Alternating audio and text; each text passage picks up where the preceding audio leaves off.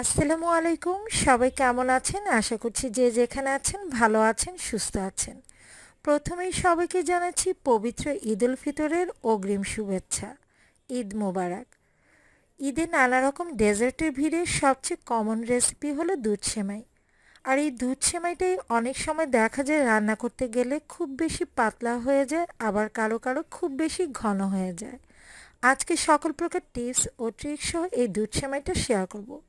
আশা করছি আমার আজকের রেসিপি ফলো করে আপনারা যদি দুধ সেমাইটা রান্না করেন তাহলে আপনাদের দুধ সেমাইটা একদম পারফেক্ট হবে।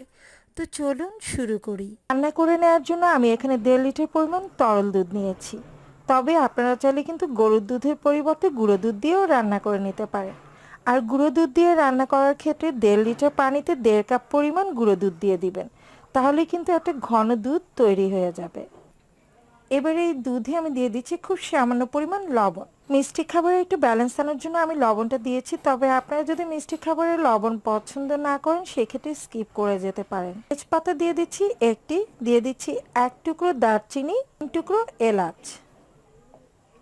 চিনি দিয়ে দিব আমি 1.5 কাপ পরিমাণ, তবে আপনারা মিষ্টিটা আপনাদের পছন্দ মতো বাড়িয়ে বা কমিয়ে নিতে পারেন। আমি 1.5 লিটার দুধের জন্য 1.5 কাপ পরিমাণ চিনি দিয়ে দিয়েছি। নেড়ে চেড়ে দুধটাকে বেশ কিছুক্ষণ জাল করে নিব। আমি প্রায় 7 থেকে 8 মিনিটের মতো দুধটাকে জাল করে নিব, যাতে করে দুধটা একটু ঘন হয়ে যায়।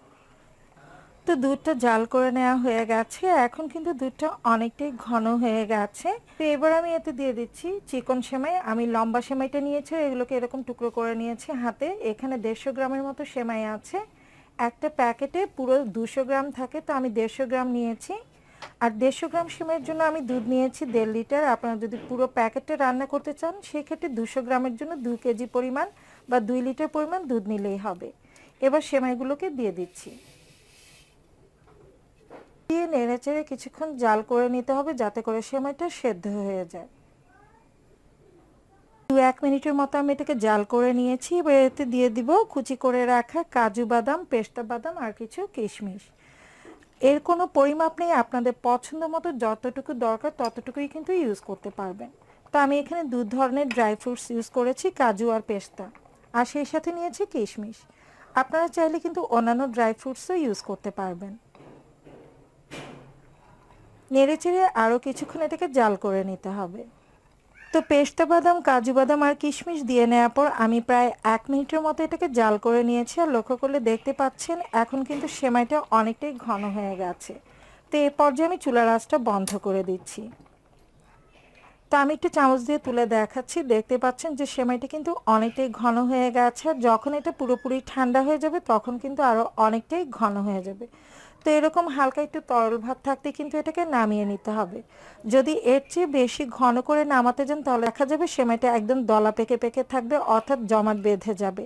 তো এরকম একটু লিকুইড ভাব যখন থাকবে তখনই কিন্তু এটাকে চুলা থেকে নামিয়ে নিতে হবে, তা না হলে কিন্তু একদম জমাট বেঁধে যাবে। তো এ পর্যায়ে আমি দিয়ে দিচ্ছি এখানে 1 টেবিল চামচের মতো ঘি। অবশ্যই ঘিটা দিতে হবে, তাহলে সেমাইটা খেতে বেশি ভালো লাগবে।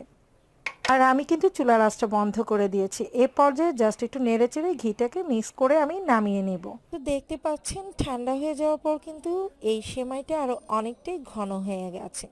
যদি আমরা খুব বেশি ঘন করে এটাকে নামিয়ে নিতাম তাহলে দেখা যেত ঠান্ডা হয়ে গেলে সেটা দলা পেকে যেত।